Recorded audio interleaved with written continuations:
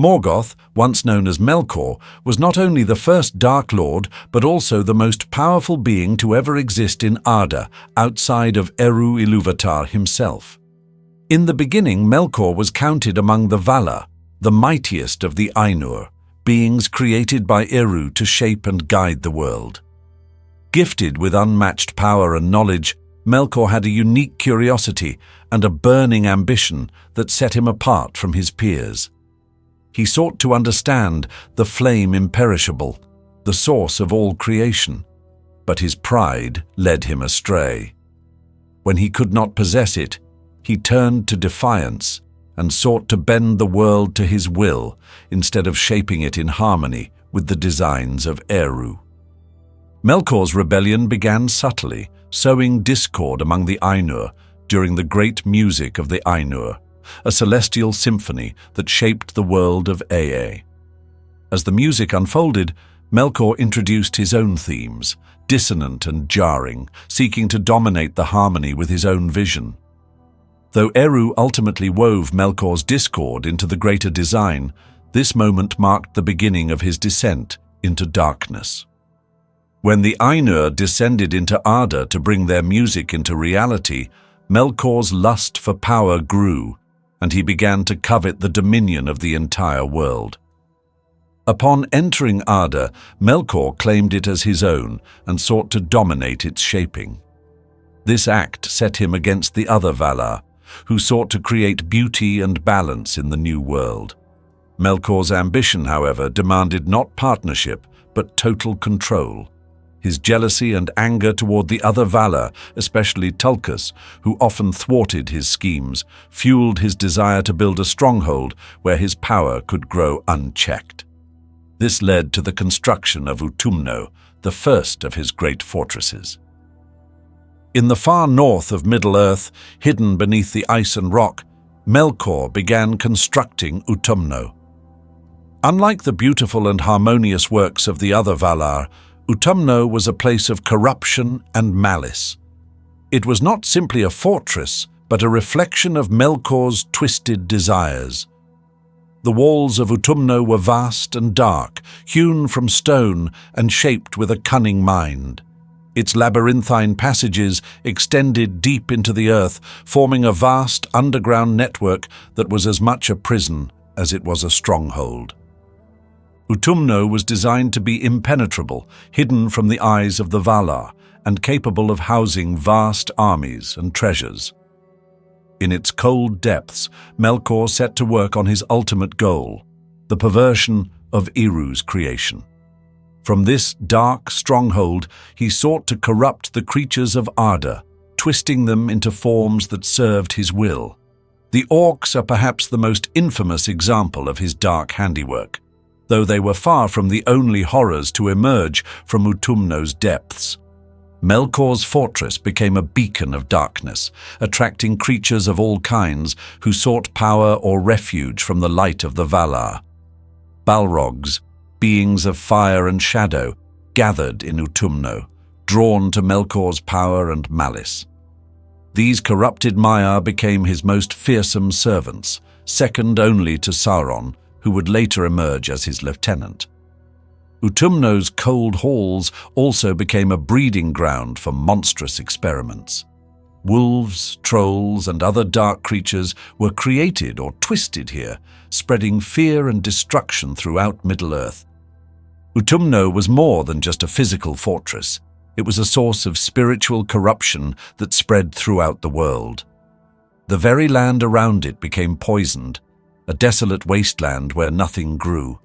The icy winds that swept down from the north seemed to carry Melkor's malice, chilling the hearts of those who lived far to the south. The Valar, though aware of Melkor's presence, underestimated the scale of his ambitions at first, allowing his influence to grow unchecked. The horrors of Utumno extended beyond the physical. It was a place of torment where captured beings were twisted and broken to serve Melkor's will. The elves, the firstborn of Ilúvatar, were among his earliest victims. It is said that some were taken to Utumno and corrupted, giving rise to the orcs. Whether this was true or not, The very idea of such perversion added to the dread and terror associated with Utumno. As Melkor's power grew, so too did the dread of his fortress. Utumno became a symbol of his dominance, a place where darkness reigned supreme. From its cold halls, Melkor waged war against the Valar, sending forth his armies to wreak havoc across Middle-earth. Though his forces were often repelled, Utumno itself remained untouched, hidden in the far north where the Valar hesitated to tread. For a time, Utumno seemed unstoppable. It was the heart of Melkor's strength, a fortress that symbolized his rebellion against the designs of Eru. But its power and influence did not go unnoticed. The Valar, who had been hesitant to act directly against Melkor, finally recognized the threat he posed to all of Arda. They could no longer stand idly by as Melkor's corruption spread across the world. Utumno's terror reached its peak when the Valar finally decided to act, leading to one of the most significant events in Middle-earth's history, the War of the Powers. This conflict would see the full might of the Valar unleashed against Melkor's stronghold, leading to a climactic battle that would forever alter the fate of Arda.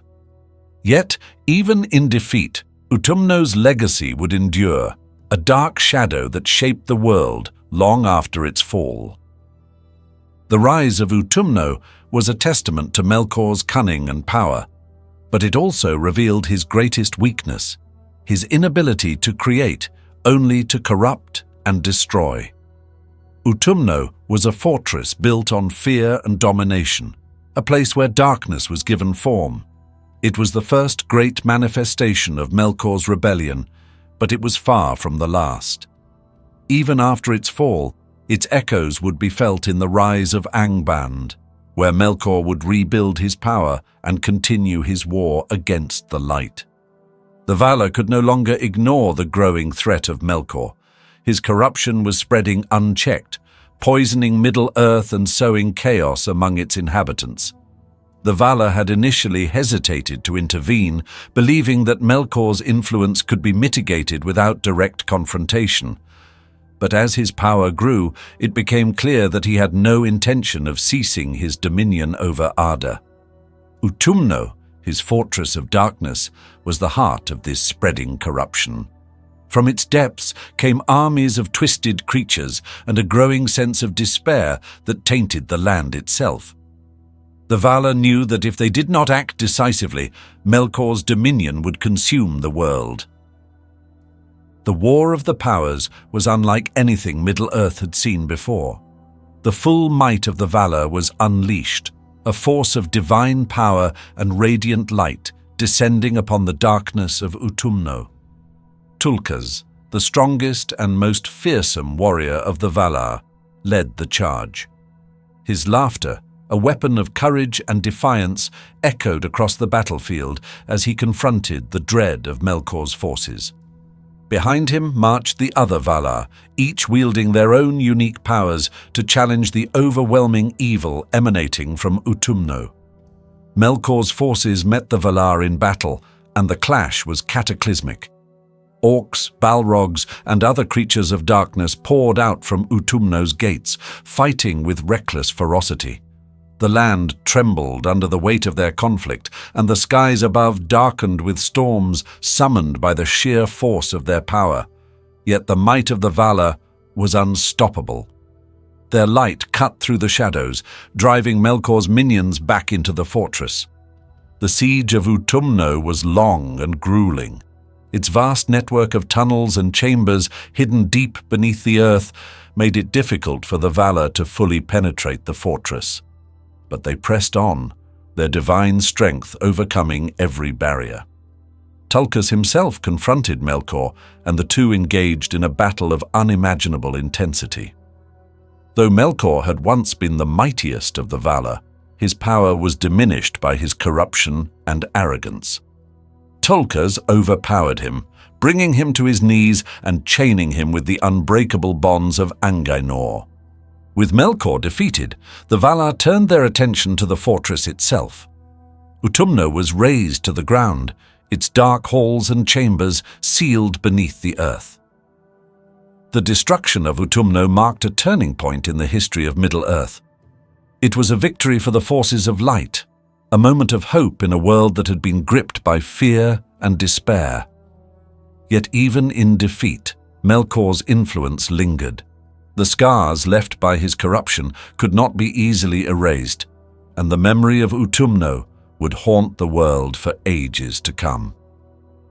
Following the fall of Utumno, the Valar sought to restore balance to Middle-earth. They believed that Melkor's defeat had removed the greatest source of darkness, but they underestimated his cunning. While Utumno had been destroyed, Melkor's influence was not so easily eradicated. In the far north, a second stronghold had been established, Angband. Unlike Utumno, which had been a sprawling fortress of unimaginable size, Angband was smaller and more defensive, designed as a fallback in case Utumno was ever discovered. Angband became the new center of Melkor's power. Though he was imprisoned by the Valar, his lieutenant, Sauron, took control of Angband and ensured that it remained a bastion of darkness. Sauron was a master of deception and strategy, and under his leadership, Angband grew in strength. The fortress was heavily fortified, with layers of defenses that made it nearly impenetrable. Its deep dungeons and dark forges churned out weapons and creatures of war, preparing for the day when Melkor would return. The importance of Angband grew even greater after Melkor's eventual escape from his imprisonment.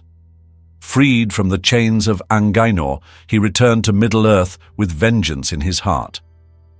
While Utumno had been his first attempt at dominion, Angband became his ultimate stronghold. From its gates emerged some of the most terrifying creations in the history of Middle-earth. Chief among these was Glaurung, the first dragon. Glaurung was a creature of immense power and malevolence, a symbol of Melkor's ability to corrupt and twist creation into weapons of destruction. Angband was also home to the Balrogs, the fiery spirits that had pledged their loyalty to Melkor.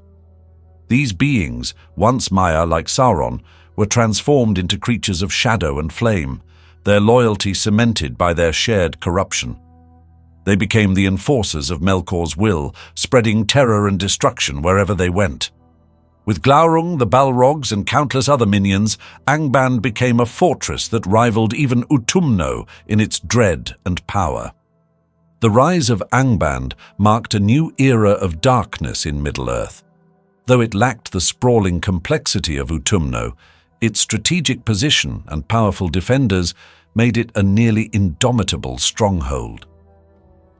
The mountains surrounding Angband were filled with hidden passages and watchtowers, ensuring that any approach could be seen and thwarted. The fortress itself was buried deep within the earth, protected by layers of stone and iron. Its gates, massive and foreboding, were flanked by towers that radiated an aura of menace. The presence of Angband reshaped the landscape of Middle-earth. The lands surrounding it became desolate and barren, poisoned by the darkness that emanated from the fortress. Its influence extended far beyond its physical location as Melkor's minions spread across the land, bringing war and despair to all who opposed him. Angband became the symbol of Melkor's enduring power, a reminder that even in the face of defeat, his shadow could not be fully eradicated. While Utumno's destruction was a victory for the Valar, the rise of Angband revealed that their work was far from over. The fortress stood as a testament to Melkor's resilience and his refusal to accept defeat. It was a place where the seeds of future conflicts were sown, ensuring that the struggle between light and darkness would continue for ages to come. Angband was not just a fortress. It was a symbol of defiance, a place where Melkor's malice found new ways to manifest and spread across Middle-earth.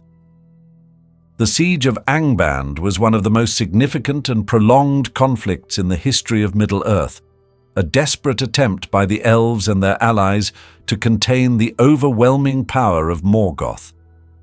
After establishing Angband as his primary stronghold, Morgoth wasted no time in unleashing his malice upon the world. His forces, comprised of orcs, balrogs, wolves and other horrors, poured forth from the gates of Angband, bringing destruction to the lands of Beleriand. The elves, the firstborn children of Ilúvatar, stood at the forefront of the resistance, determined to hold back the tide of darkness. The siege began in earnest during the Dagor Aglareb, the glorious battle, when the Noldor, newly arrived from Valinor, struck back against Morgoth's forces.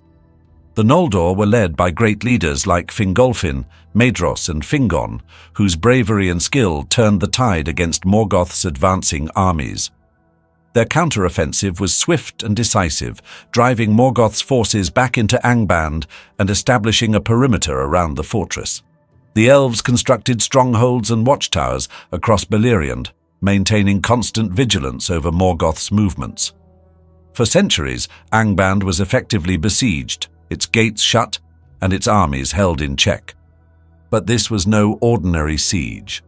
Angband, buried deep within the Iron Mountains, was a fortress unlike any other. Its defenses were nearly impenetrable, with vast underground networks stretching far beneath the surface. Morgoth's servants used these tunnels to launch surprise attacks and raids, keeping the elves on edge and preventing them from fully cutting off the fortress. Morgoth himself remained hidden deep within Angband, working tirelessly to strengthen his forces and devise new ways to break the siege. The Noldor's watch over Angband was unrelenting, but it came at a cost. The elves were constantly under threat, their forces stretched thin as they defended their strongholds and patrolled the vast lands of Beleriand. Over time, the siege became a test of endurance. Morgoth's presence weighed heavily on the elves, his malice seeping into the land and corrupting it. Even with their victories, the Noldor knew that their enemy was far from defeated. Angband stood as a dark beacon, a constant reminder of the looming threat. The breaking of the siege of Angband was a devastating event that changed the course of the First Age. Morgoth, after centuries of apparent inactivity, unleashed his full might in a calculated and catastrophic assault. He had been preparing for this moment in secret, gathering his strength and creating new weapons of terror. Chief among these was Glaurung, the first of the dragons. Glaurung was not yet at the height of his power, but even in his youth he was a force to be reckoned with. When Morgoth released him upon the world, the devastation was immediate and overwhelming. Glaurung led Morgoth's forces in a sudden and brutal offensive, catching the elves off guard. His fiery breath and massive strength broke through the defenses surrounding Angband, scattering the besieging forces. The elves, who had long held the upper hand, were forced into retreat as Morgoth's armies poured forth from the fortress. The Balrogs, led by Gothmog, added to the chaos, their fiery whips and devastating power cutting through the ranks of the Noldor. The attack shattered the elves' carefully constructed defenses and sent shockwaves across Beleriand. Strongholds that had stood for centuries fell to Morgoth's advancing forces, their defenders overwhelmed by the sheer ferocity of the assault. The siege of Angband, which had held for so long, was broken in a matter of days. Morgoth's armies spread like wildfire, bringing death and destruction to every corner of Beleriand. The aftermath of the breaking of the siege was grim. The elves regrouped and fought valiantly to contain the damage, but the balance of power had shifted irrevocably. Morgoth's forces were now free to roam Beleriand, their numbers seemingly endless. The once thriving lands of the elves were reduced to desolation, their people forced to retreat to their remaining strongholds. The Noldor, who had once been so confident in their ability to defeat Morgoth, were now faced with the harsh reality of his power. Morgoth's triumph was not without its costs. Though he had broken the siege, the effort had drained his resources and exposed his vulnerability. The assault on Angband had been a desperate gamble, one that left him weakened in some ways. Yet his victory was undeniable. The breaking of the siege marked a turning point in the First Age, one that would set the stage for further conflict and suffering. The elves, though battered and bruised, refused to give up. They continued to fight, their determination undimmed even in the face of Morgoth's overwhelming might. The breaking of the siege of Angband was a devastating blow, but it was not the end. The struggle against Morgoth would continue, driven by the unwavering resolve of the free peoples of Middle-earth. The shadow of Angband loomed large, but so too did the hope that one day the darkness would be vanquished. The final defeat of Morgoth and the fall of Angband were cataclysmic events that forever changed the landscape of Middle-earth. After centuries of enduring his tyranny and the seemingly insurmountable power emanating from Angband, the Valar and their host descended upon Beleriand in the War of Wrath, the greatest and most destructive conflict in the history of Arda. This war marked the end of the First Age and the final reckoning for Morgoth. The War of Wrath began when Eärendil, a mortal man with elvish lineage, sailed into the west with the Silmaril, pleading with the Valar to intervene and save Middle-earth from destruction. His plea was heard, and the Valar, moved by his courage, gathered their forces for a final confrontation with Morgoth. Led by Eonwe, the herald of Manwë, the host of the Valar was a sight to behold. A massive army of Maiar, elves and Vanyar warriors descended upon Beleriand, their arrival heralded by blinding light and unyielding resolve. The assault on Angband was unlike any battle that had come before. Morgoth's armies poured out of the fortress in a desperate attempt to halt the advance, but the host of the Valar was unstoppable. The land trembled as Balrogs clashed with Maiar, their fiery whips lashing against swords of light. Dragons, including Glaurung's successors, the winged fire drakes, were unleashed upon the battlefield, raining destruction from above. But even their immense power could not match the might of the Valar. One by one, Morgoth's creatures fell, their numbers unable to withstand the overwhelming force of their foes. The battle raged for years, each side suffering heavy losses. The land around Angband was torn asunder, its once mountainous terrain reduced to rubble and ash. The mightiest of Morgoth's servants, including Gothmog, the lord of the Balrogs, fell in combat, their fiery spirits extinguished by the Valar. As the forces of light pressed deeper into Angband, they encountered horrors beyond imagination, twisted experiments, endless dungeons, and the remnants of Morgoth's failed creations, all testaments to his dark genius and cruelty. Finally, the forces of the Valar reached the very heart of Angband, the throne room of Morgoth himself. Here, the Dark Lord awaited, no longer the proud and powerful being he had once been. Centuries of malice and corruption had left him diminished, his physical form bloated and weak, his once mighty spirit tarnished by his own evil. Despite his diminished state, Morgoth was still a being of immense power, and his defiance in the face of defeat was absolute.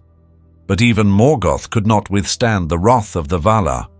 Tulkas, strongest of the Valar, personally subdued him, wrestling him to the ground and binding him with the chain Angainor, the same unbreakable bonds that had held him after the fall of Utumno. Morgoth's crown was torn from his head and beaten into a collar of iron, which was placed around his neck as a symbol of his humiliation and defeat. The Valar, in their final act of judgment, cast Morgoth into the void beyond the world, where he would remain in eternal exile. With Morgoth defeated, the fortress of Angband was utterly destroyed. Its tunnels and chambers collapsed, buried beneath the earth, and its gates were shattered. The destruction of Angband marked the end of an era, but it came at a terrible cost. The land of Beleriand, once a thriving region of beauty and life, was utterly devastated.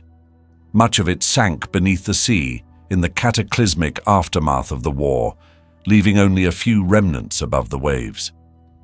The legacy of Utumno and Angband, however, could not be erased.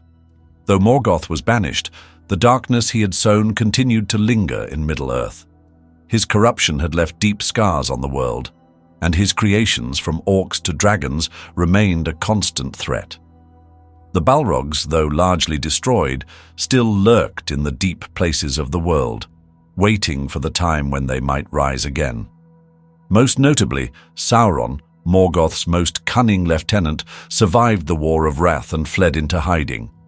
From the ashes of Angband, Sauron would eventually rise to take his master's place, becoming the next Dark Lord and the central antagonist of the Second and Third Ages. The devastation wrought by Angband and Utumno left a lasting impression on the peoples of Middle-earth. The elves, who had suffered greatly in the conflicts against Morgoth, continued to feel the weight of these events, their numbers diminished and their spirits burdened. Many chose to leave Middle-earth for the Undying Lands, seeking solace and healing far from the shadows of their past.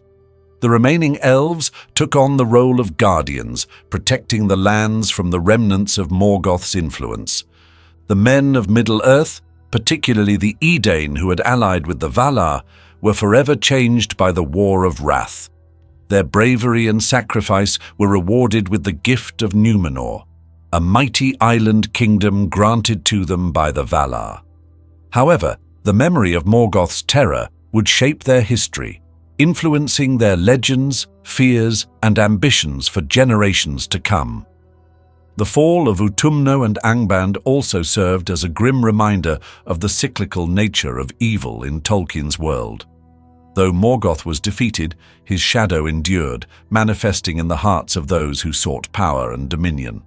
The lessons of the First Age, unity, vigilance, and the resilience of hope, would echo throughout the ages, serving as both a warning and a source of strength for those who stood against the darkness. In the end, the destruction of Angband was not just the end of Morgoth's dominion, but a turning point in the history of Middle-earth. It marked the transition from the First Age to the Second, a time of rebuilding and renewal, but also of new challenges and dangers. The echoes of Morgoth's strongholds, their terror and power, would never be forgotten, shaping the destinies of all who walked the lands of Middle-earth in the ages to come.